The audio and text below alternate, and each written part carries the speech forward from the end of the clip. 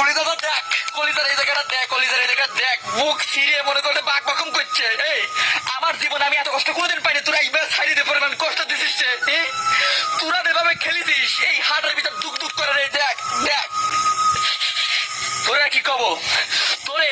আচ্ছা এই যে আমলিগ, বিএনপি, এনসিপি, জামায়াত সবাই একজোট হয়ে এয়ারপোর্ট ঘেরাও করে একটা কর্মসূচি দেওয়া যায় না? ওরা বাংলাদেশে ঢোকার সাথে সাথে মা গিয়ে পাড়িয়ে সিরিয়ালা দেওয়া লাগবে, কি করে সিরিয়ালা দেওয়া লাগবে?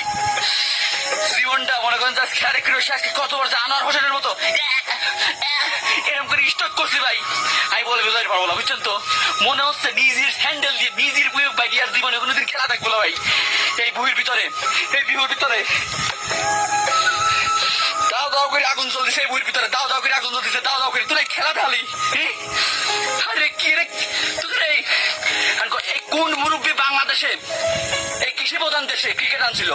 সেই লোকটা কিটা? ওই লোকটা তো পাইতাম টান দিয়ে সিরিয়ালা দিতাম, এই জার্সির মতো টান দিয়ে সিরিয়ালা দিতাম। কৃষির জন্য ক্রিকেট খেলা না লাগবি? এরে কৃষি প্রধান দেশ, তোরা ধান লাগা খাবি, তোরা মাছ চাষ করে খাবি, তোরা আলু লাগা খাবি, তোরা হাতে ব্যাট বল চলে দিয়েছিল কিটা?